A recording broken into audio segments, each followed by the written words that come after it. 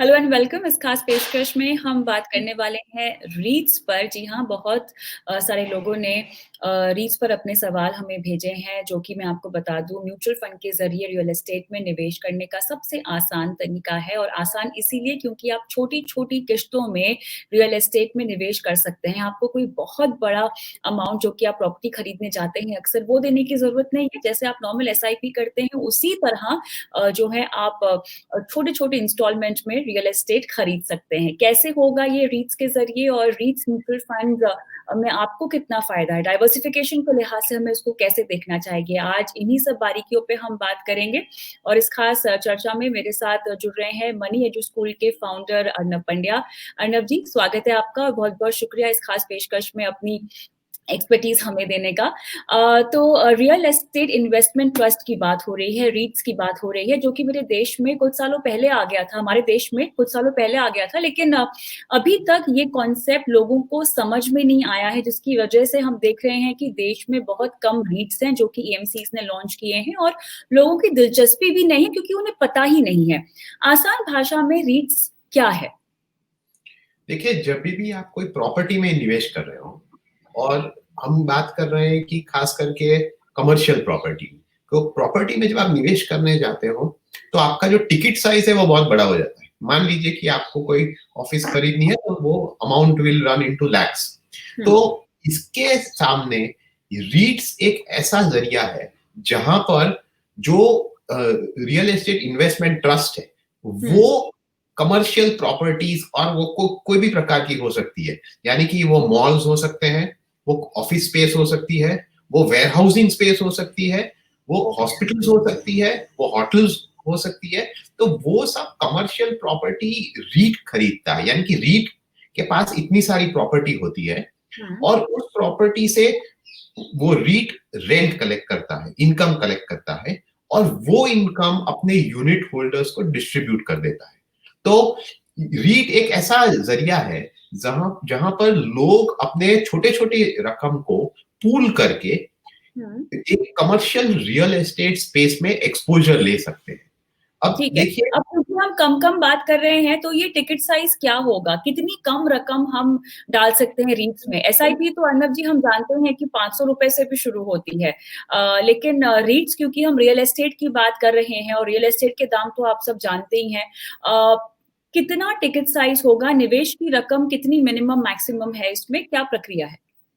देखिए, जब इसमें आपको दो भाग में इसको विभाजित करना होगा। पहली बात है कि एक्चुअल रीट, जो एक्चुअल रीट है उसमें अगर आप निवेश करते हो तो आपका मिनिमम टिकट साइज 2 लाख हो गया है। तो ये आपका मतलब क्या हुआ? एक्चुअल रीट का मतलब क्या हुआ? एक्चुअल रीट का मतलब यानी कि अगर आप रीट में डायरेक्टली इन्वेस्ट करते हो, मान लीजिए आप कंपैरिजन बिना एएमसी के, यस, यानी कि म्यूचुअल फंड के जरिए जाए बिना, फॉर एग्जांपल आप स्टॉक्स की एग्जांपल ले लीजिए। अगर आप इक्विटी निवेश करना चाहते हैं, आपके पास विकल्प, एक तो आप डायरेक्टली शेयर खरीद सकते हैं और दूसरा कि म्यूचुअल फंड के जरिए खरीद सकते हैं। तो रीट में भी आप नहीं कर सकते। अगर आप रीट डायरेक्टली खरीदते हैं तो आपकी मिनिमम टिकट साइज 2 लाख हो जाती है। वो 2 लाख आपको एक्चुअल कंपैरिजन करनी चाहिए कोई एक्चुअल प्राइस से रियल एस्टेट की, वो काफी करोड़ों में जा सकती है। और दूसरा फायदा एक्चुअल रियल रीट में ये है कि आपको एक पोर्टफोलियो मिलता है। आप नॉर्मली खरीदने जाओगे कोई रियल एस्टेट कमर्शियल, तो आप एक प्रॉपर्टी खरीदोगे। तो जो नॉर्मल बेनिफिट है म्यूचुअल फंड का कि एक स्टॉक वर्सेस मल्टीपल स्टॉक्स, वही बेनिफिट है रीट का कि एक होल्डिंग के सामने आप रीट में मल्टीपल होल्डिंग्स कर सकते हैं। तो अगर आपने डायरेक्टली किया रीट में इन्वेस्ट तो minimum ticket size 2 lakh.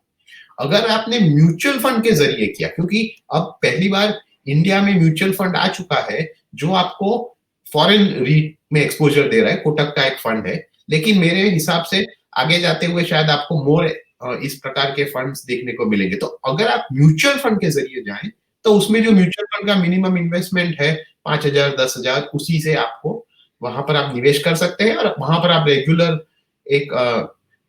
Regular investing भी, यानी कि मल्टीपल फेजेस में भी जैसे आपके पास पैसा है वो कर सकते हैं। तो ये आते कहाँ पर हैं? क्योंकि अब देखिए, आपने मेंशन किया कि कोटक का एक आ रखा है रीट, जो कि आपको बाहर के रीट्स में निवेश करने की सुविधा देता है। तो जब हम कह रहे हैं कि रीट्स लॉन्च हुआ है, तो ये क्या रियल एस्टेट कंपनियाँ लॉन्च करती हैं, क्या सरकार लॉन्च करती है या एएमसीज़ अपने रीट फंड्स के साथ आते हैं? लॉन्च कैसे होता है ये? जब एक एक्चुअल रीट होता है तो उसकी एक सेपरेट कंपनी होती है। मान लीजिए फॉर एग्जांपल हमारे देश में सिर्फ आज की तारीख में 2 रीट है। एम्बेसी का एक रीट है और माइंड स्पेस का एक रीट है। तो जो एम्बेसी नाम की कंपनी है उसके पास कई सारे इन्वेस्टमेंट्स है अलग-अलग कमर्शियल प्रॉपर्टीज में, तो अच्छा, वो एक रीट लॉन्च करता है। तो अच्छा। आज की तारीख में इंडिया में कोई फंड क्यों नहीं है रीट के लिए? क्योंकि सिर्फ आज 2 ही कंपनी है, 2 ही रीट लिस्टेड है देश में। जैसे-जैसे ज्यादा रीट लिस्ट होते जाएंगे, वैसे आपको एक म्यूचुअल फंड भी मिलेगा जो इन रीट में निवेश करे। और आज की तारीख में जो फंड आया है कोटक का, वो फॉरेन रीट में इसलिए निवेश करता है क्योंकि उस देश में या उस एक्सचेंजेस पे काफी सारे रीट लिस्टेड है। फॉर एग्जाम्पल अगर आप सिंगापुर के बारे में बात करो, तो सिंगापुर का मार्केट रीट के लिए बहुत वेल डेवलप्ड है और इसे एक one of the top markets गिना जाता है। उसमें ओके, बेनिफिट ये है कि आपको कई सारे रीट्स मिलेंगे लिस्टेड, तो चॉइस बड़ा है। मान लीजिए कि आपको सिर्फ डेटा वेयर हाउसिंग कंपनीज का एक्सपोजर चाहिए, तो वो आपको मिल जाएगा। अब देखिए पेंडेमिक है, तो होटल्स और मॉल्स में बहुत इम्पैक्ट हुआ है। तो अगर हाँ, आपको सिर्फ उसी का एक्सपोजर चाहिए क्योंकि ये डिप हुआ है ये सब प्रकार के रीट्स, तो वहां आप एक्सपोजर ले सकते हैं। आप हॉस्पिटल्स में एक्सपोजर ले सकते हैं। तो ये मार्केट्स में कई प्रकार के रीट है जहां पर आपको एक्सपोजर मिलेगा। तो एक बात ये है कि उन मार्केट्स में इतने सारे रीट है, इसीलिए आज आप एक फॉरेन फंड ऑफ फंड्स देख रहे हैं जो इस प्रकार की रीट्स को खास करके साउथ ईस्ट एशिया में निवेश करेगा। लेकिन जैसे भारत में और ज्यादा रीट लिस्ट होते जाएंगे, तब हुँ, निवेशकों को चॉइस होगा कि वो डायरेक्टली रीट में निवेश करें, लेकिन वो डिफिकल्ट है फॉर मेनी इन्वेस्टर्स क्योंकि मिनिमम टिकट साइज हाई है। तो हुँ। या तो आपको वो चॉइस है या आप फिर म्यूचुअल फंड के जरिए वहां पर एक्सपोजर ले सकते हैं।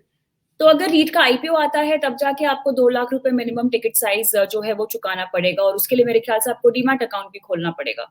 जी, रीट जो होता है वो नॉर्मल स्टॉक की तरह आपको स्टॉक एक्सचेंज पे लिस्टेड मिलता है। तो ओके, जैसे नॉर्मल स्टॉक में ट्रेडिंग होती है, जैसे ईटीएफ में ट्रेडिंग होती है, वैसे आपको रीट में भी ट्रेडिंग होती हुई दिखेगी। तो हुँ, उसके लिए एक स्टॉक ब्रोकिंग अकाउंट और उसके साथ लिंक्ड डीमैट अकाउंट आपके लिए जरूरी है क्योंकि उसके बिना आप उसमें निवेश नहीं कर सकते। तो ओके, आपको अगर सिंप्लिसिटी के लिए समझना है, तो हाँ, रीट को आप एक डायरेक्ट स्टॉक की तरह देखिए, सिर्फ एसेट क्लास अलग है। रीट में आप अच्छा। कमर्शियल रियल एस्टेट में एक्सपोजर ले और इक्विटी में आप डायरेक्ट कंपनी में एक्सपोजर ले रहे हैं।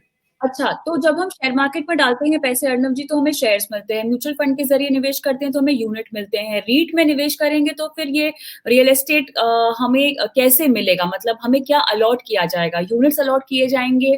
कैसे होगा ये? जी, जब आप डायरेक्टली रीट्स में निवेश करते हैं, तो आपको उस real estate investment trust trust के units at the applicable price, यानी कि मान लीजिए कि आपने 3 लाख रुपए निवेश किए हैं, तो उस समय प्राइस जो भी है, उसको डिवाइड करके आपको उस प्रकार के यूनिट्स वहां पर मिल जाएंगे और वो यूनिट्स आपके डीमैट अकाउंट में दिखेंगे और वो फिर आप जब चाहे तब बेच सकते हैं। तो ये आपके लिए एक जरिया होगा कि आप कमर्शियल रियल एस्टेट में एक्सपोजर ले। जब आप कोई म्यूचुअल फंड रीट में निवेश करता हुआ जब आप बाय करते हैं, तो नॉर्मल म्यूचुअल फंड की तरह वहां पर आपको म्यूचुअल फंड के यूनिट्स मिलेंगे। ऑलराइट। मुझे अभी आपसे ये समझना है कि आपने कहा कि भारत में अब तक 2 रीट्स आए हैं, जो कि रियल एस्टेट कंपनियाँ लेकर आई हैं। उनकी फ़िलहाल परफ़ॉर्मेंस कैसी है? जो रीट्स उन्होंने लॉन्च किए हैं, उसको लेकर लोगों ने कितना उत्साह दिखाया है? और डाइवर्सिफ़िकेशन के लिहाज़ से भी रीट्स हम अपने पोर्टफ़ोलियो में डालना कितना अच्छा है? मेरे ख़्याल से ये दूसरा पहलू हम बाद में देख लेंगे, लेकिन पहला जो आ चुका है बाज़ार में, उसके बारे में कुछ बताइए।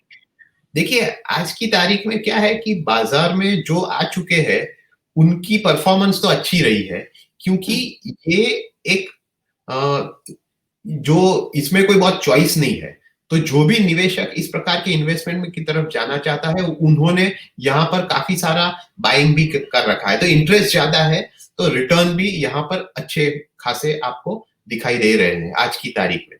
तो इसीलिए जो रीट है आज की तारीख में अगर आप देखें, तो वो एक अट्रैक्टिव इन्वेस्टमेंट लगेगा। लेकिन कोई भी निवेश के साथ आपको यही देखना है कि रीट को भी एनालाइज करने में आपके लिए अलग पैरामीटर होने चाहिए, क्योंकि जैसे देखिए मान लीजिए इक्विटी फंड्स को आप अलग तरीके से एनालाइज करते हैं, डेट फंड्स के लिए आप अलग पैरामीटर करते हैं, उसी लिए रीट के लिए भी अलग पैरामीटर है, क्योंकि आपको ये देखना है कि जो रीट है उसकी एसेट्स है उसमें कितनी ऑक्यूपेंसी है। फॉर एग्जांपल मान लीजिए रीट ऑफिसेज में निवेश करता है, तो उस ऑफिसेज में ऑक्यूपेंसी कितनी है, 90% है, 95% है, 97% है, क्योंकि कम ऑक्यूपेंसी का मतलब ये होता है कि उसकी इनकम भी कम होगी, और कम इनकम होगी यानी कि आपके लिए पैसा भी डिविडेंड की तरह कम आएगा।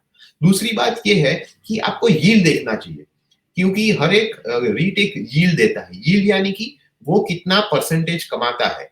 तो मान लीजिए कि प्रॉपर्टी की वैल्यू 100 है और उसमें से वो 3 रुपया रीट रेंट की तरह कमाता है, तो उसका यील्ड 3% हो जाता है। तो उसको यील्ड को भी देखना बहुत जरूरी है, क्योंकि इससे आपको पता चलेगा कि वो कितना कमा रहा है, जिसके हिसाब से आप ये भी एस्टिमेट कर सकते हैं कि उससे आपको रिटर्न कैसे मिलेंगे।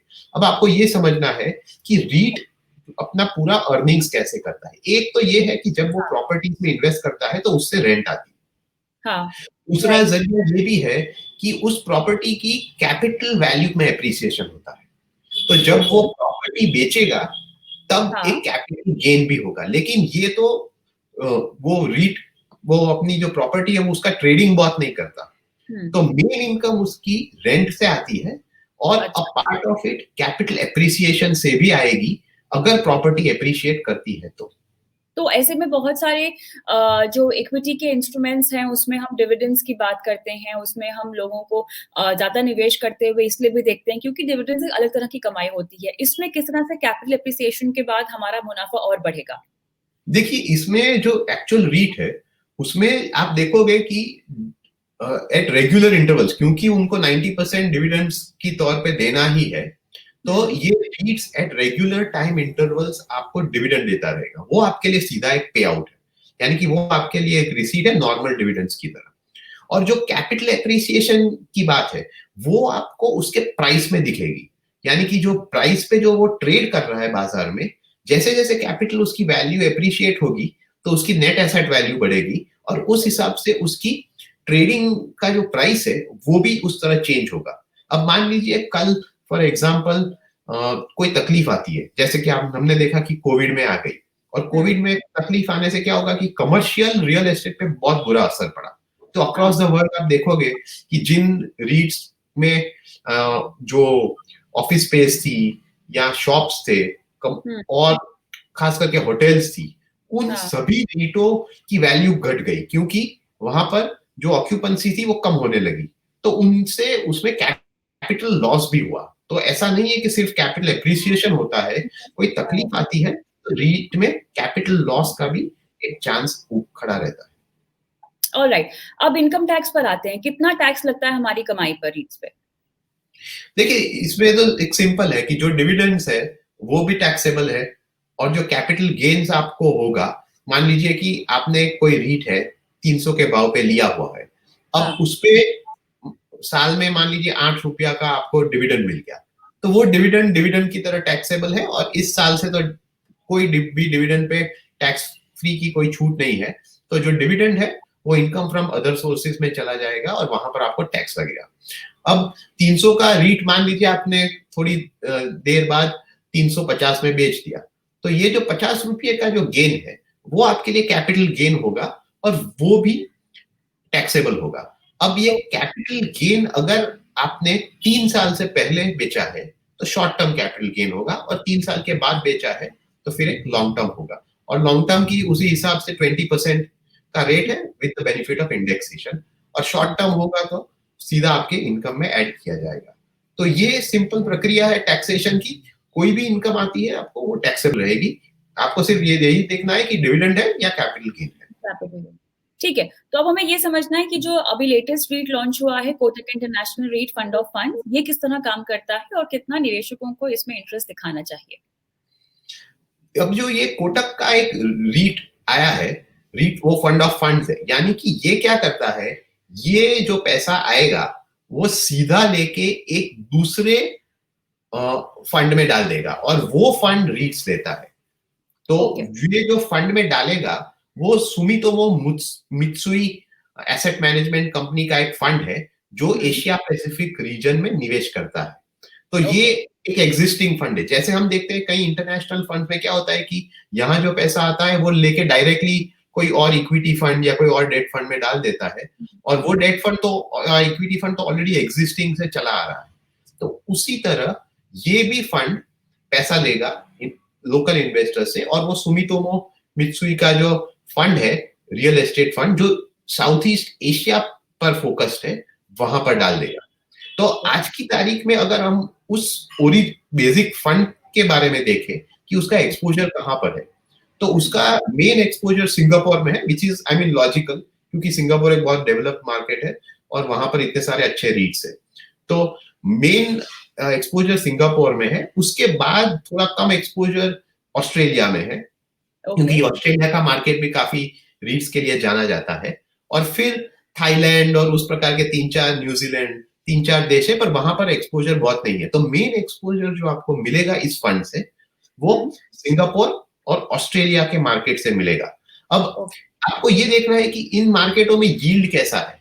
तो एग्जैक्टली उसी पर आ रही थी, क्योंकि यहाँ पे जिन मार्केट्स की आप बात कर रहे हैं वहां पे एक तो रियल एस्टेट सेक्टर को लेकर स्थिति काफी मजबूत होगी, रेंटल इनकम वहां पर ज्यादा अच्छी होगी, क्योंकि हमारा जो मार्केट है अब कोविड की वजह से तो उस पर और दोहरी मार पड़ गई है, लेकिन जैसे जैसे ये रिवाइव होगा वैसे वैसे क्या हम उम्मीद कर सकते हैं कि रेंटल यील्ड्स में हमें मुनाफा होगा, और क्या उस बात को ध्यान में रखते हुए हमें पैसे लगाने चाहिए, और क्या अभी मार्केट क्योंकि टूटा हुआ है तो हमें सस्ते में रीट्स खरीदने के विकल्प मिलेंगे? अर्णव जी। ये जरूर देखिए, इसमें जो कोविड का पूरा एक्सपीरियंस हुआ है उसमें रीट्स पर भी असर हुआ है। तो रीट्स में काफी सारा आपको कमी देखने को मिली है उसके वैल्यू में। कई रीट्स 20-25% तक एक साल का नेगेटिव रिटर्न दे रहे हैं। तो in terms of investment opportunity ये एक अच्छा है कि यहाँ पर जो प्राइसेस है वो काफी कम हो चुके हैं। अब दूसरी बात आपको ये देखनी है कि जो जिस मार्केट में इसका एक्सपोजर है, सिंगापुर और ऑस्ट्रेलिया, तो अच्छी बात यह है कि सिंगापुर और ऑस्ट्रेलिया में कोविड का इम्पैक्ट काफी कम है।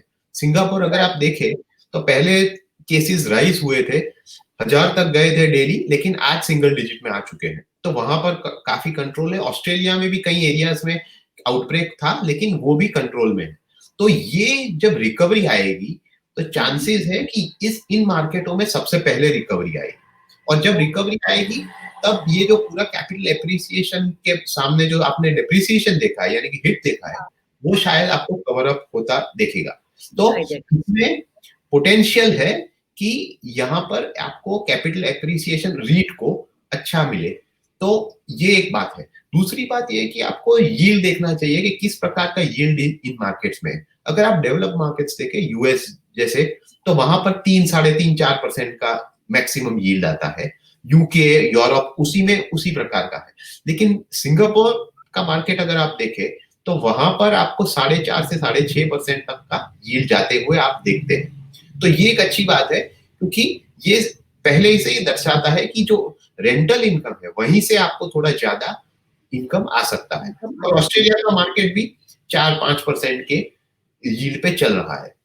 तो अगर आप देखें तो इसमें इस प्रकार के फंड से आपको कुछ बहुत बड़ी अपेक्षा नहीं रखनी चाहिए। ऐसा नहीं है कि ये आपको 20, 25, 30% देते रहेगा।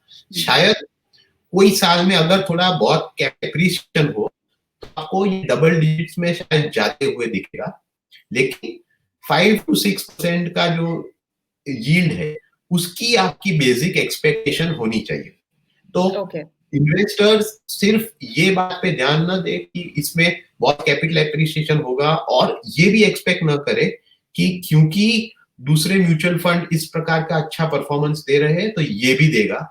इसकी जो एक्सपोजर है वो एक अलग प्रकार का एक्सपोजर है, वो एसेट क्लास एक अलग प्रकार से बिहेव करती है। तो इसीलिए ये आपको अपना जो एक्सपेक्टेशन है वो भी कम रखना चाहिए। बेसिक 5.5 to 6% रखना चाहिए कि ये हो सकता है, लेकिन बहुत अच्छी स्थिति हुई तो शायद डबल डिजिट्स में जा सकता है। तो मतलब आप इक्विटी में निवेश कर दीजिए, आप सोने में पैसे लगा दीजिए, रियल एस्टेट में अगर आपको फिलहाल कुछ खरीदना ही है तो आप आगे चलकर डाइवर्सिफिकेशन के लिए रीट्स को शामिल कर सकते हैं।